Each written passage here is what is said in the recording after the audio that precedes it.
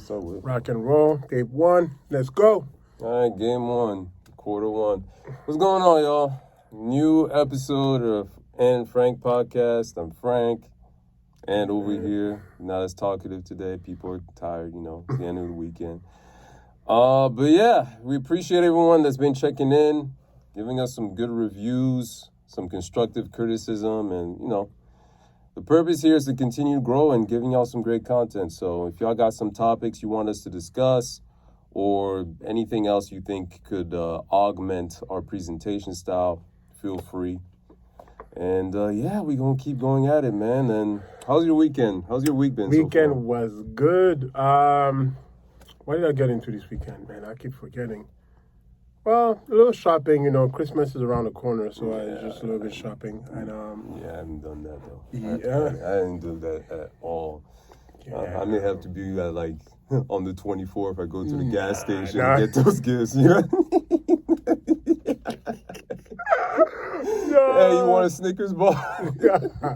No, some Christmas shopping, things, a lot of work, working, like you said, we're working hard to kind of get the podcast going, a lot more subscriber. We, like you said, a lot more feedback. So just working on getting the bigger platform. A lot of things coming in the pipe in 2022. So just working on that, So yeah.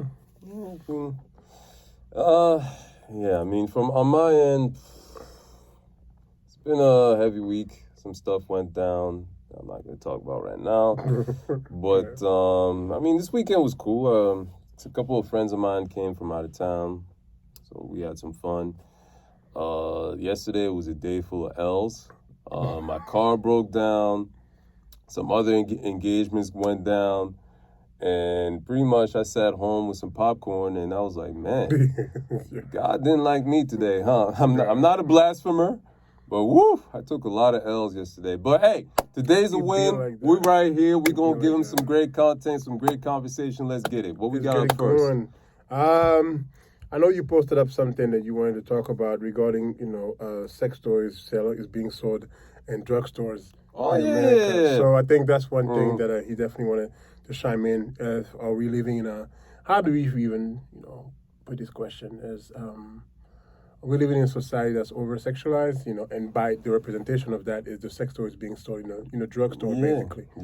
So we're going to dive into that. So I want to hear your opinion. You're the one that talk about this. So that was inspired by, literally the other day I just went to the drugstore because I had groceries. My house was empty. And, I'm going around and I'm just going through the aisles. Sometimes you just walk through aisles. You don't even really think about it, right?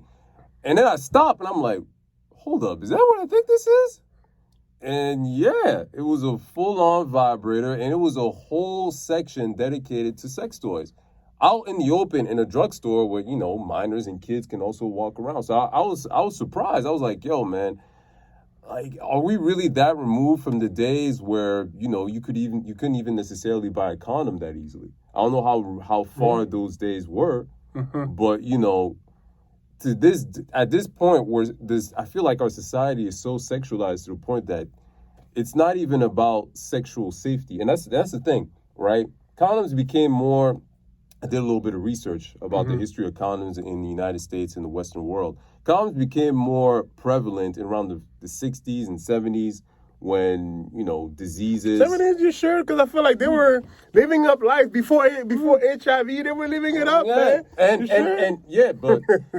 But they weren't really getting consumed in that fashion. It took HIV breaking out in the 80s for people to really be like, oh damn, no, we really need to be wearing this and all that kind of stuff, right?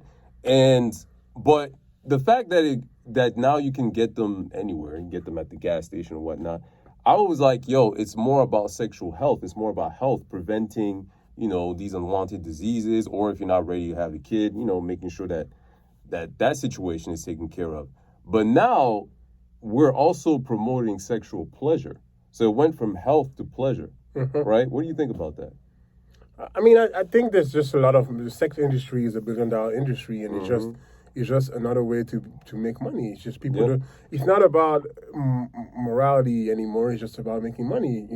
Sex toys sells a lot, especially with the boom of women's sexual revolution. A lot of women feel like they don't necessarily need a man anymore. So it's just like you can just go to the drugstore and get your sex toys. I think that's what I believe. It's not that. I guess it's one of these things where things have changed so much that we become numb to it. You know what I mean? Like, has it been 10 years ago, I'll be like, I would be so shocked that I see sex toys being stored in drugstore. But it's just like now porn so readily available on the internet. You remember how hard it used to be to find porn on the internet? Available porn? See, you even forgot that. Way back then, it was hard. It was magazine. People know. The old didn't know. It was magazine. It wasn't available as it is today. And you had to walk into like the sex shop with the trench coat on and your sunglasses. Like, I hope no one recognizes me here. Nah, exactly. So now we got OnlyFans. We got all these things available. So it's just like, at this point, what's going to shock me? Like, is it sex toys at the drugstore? That's not even going to shock me anymore because, so much has already been happening. It's like, hey. People have needs. That's just kind of how I felt. I'm just like, people have needs. What's funny about that? We're talking about a country that sells guns right next to bread. That's true. Exactly. Yeah. 1,000%. It's just like you know what's funny about that though? I actually had So when I saw that, I spoke to this friend of mine, this girl, and she came out and said, actually, I'm surprised this didn't happen earlier. And she was like, oh, well, it's been a long pandemic, and she actually put me onto this fact that during the pandemic, sex toys were selling like crazy off Amazon. So like you said, it's probably just capitalism because I think a lot of these drugstores and these chains were like, yo, let's get in on this money.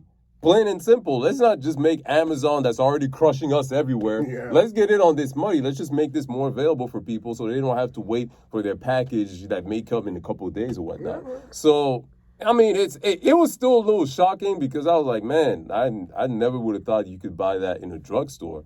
But hey, man, it's fun. Sex is taking more and more. I think we finally come in a time where people are comfortable talking about sex in a public platform. I feel like a lot of time sex was very taboo in a lot of societies, especially here. Whereas now people are finally like, sex is part of it. It's part of life. People enjoy sex. People enjoy sex. It's never going to be. It's the first time that we're really in the generation that we finally taking sex out of the bedroom. Yeah. Before, back in the days, it was really just like.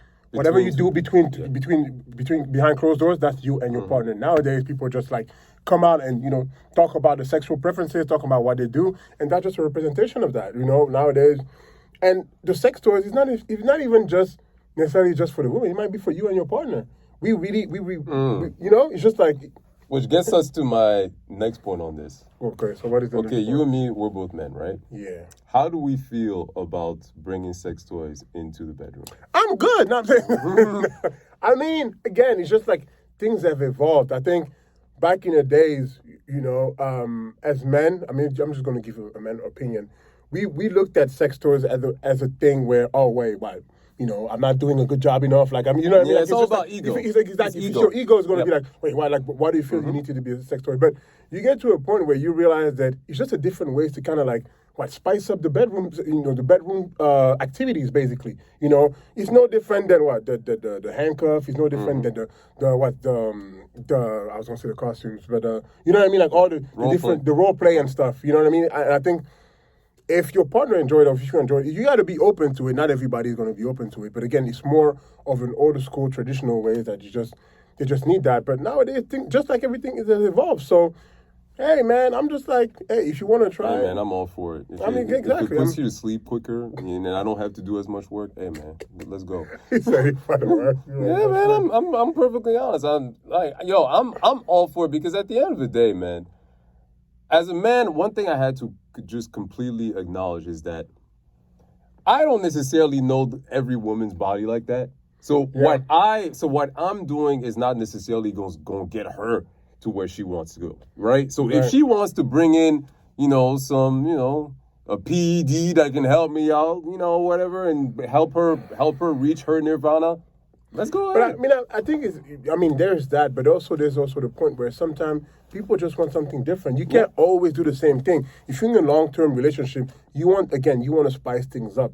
You know what I mean? Always constantly bringing the same thing is not always going to work. So, it's just a different way to kind of diversify. Like, you know what I mean? So, but I think going back to the argument because I think we first started on the morality of things where kids can see that. But to me, the bigger issue and the bigger conversation is not even the sex toys in itself, but it's more so that we're living in a society that does not educate teens on how to properly have sex and how to properly use it. I think that's the bigger conversation that needs to be happening to happen. Because at the end of the day, businesses, they're going to do what they're going to do. They're going to be making money. But at the end, the education system needs to actually teach kids how to properly, protect themselves and how to use these things. And I feel like at that point, the government or the society we're living in are failing at that. You know what I mean? Because I feel like more and more young women are getting pregnant. You know what I mean? Like I think even in Belgium, not even in Belgium, a lot of countries in Europe had to actually change the sexual the age limit of having sex to like 15 or 14 or something like that because so many people were having sex.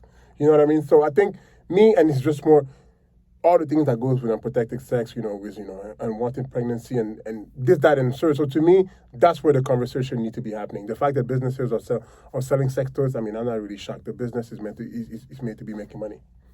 That's Truth be told, man, I think that ultimately this goes into just obviously politics. That's another thing about just what's being taught in public schools. And I have these conversations a lot because I've had a lot of friends that are teachers. And it's a lot different depending on the state, on the area. Because there's a lot of like red areas, for example, where, they're not going to talk about sex. And sex may be even taboo from school books or whatnot. Yeah. So it gets to that point where there's no consensus across the land. And at the end of the day, because just even the instance that just happened, me finding those sex toys being there for sale in a drugstore, at the end of the day, we're in the DMV. We're in pretty liberal area. I don't think this is probably going down in some of these other states. Alabama. Let's be real. No, shut up. I don't know. Everybody, they're having sex everywhere, man. It's not. I don't think it's a state thing. I just think it's a supply and demand. Clearly, it's there because people are buying, and people are more open. And it goes back to my first point. People now are just more open buying these things than before. In the past. But at the end, no. You're right. Mm-hmm. But guess what? Let me transpose this. Let me make a juxtaposition with weed, for example. Weed is not available for sale everywhere, but I'm damn sure 1,000% certain there would be a business everywhere. It's at the end of the day, there's certain morality places or they haven't really figured out how to properly tax or et cetera, et cetera. Mm. There's other places in the country where they're like, no, we're not doing that here. Based off of who's in charge, who the politicians that actually are in these, governor houses and stuff. It may not go down. I think I would be surprised, and I would love for other people who maybe in certain places where maybe it's the general mantra is slightly more conservative or whatnot. How is that something? What I saw the other day, is that something that is in your area? Is that something you may have noticed? I would be very, very interested to see how that is across the board. Yeah, exactly. I mean, that's what I think. I don't have anything else to add. I think we're going to end on this note where let us know what you guys think. Do you have a problem with sex toys being sold in drugstores? What do you guys think about it? All right, let us know.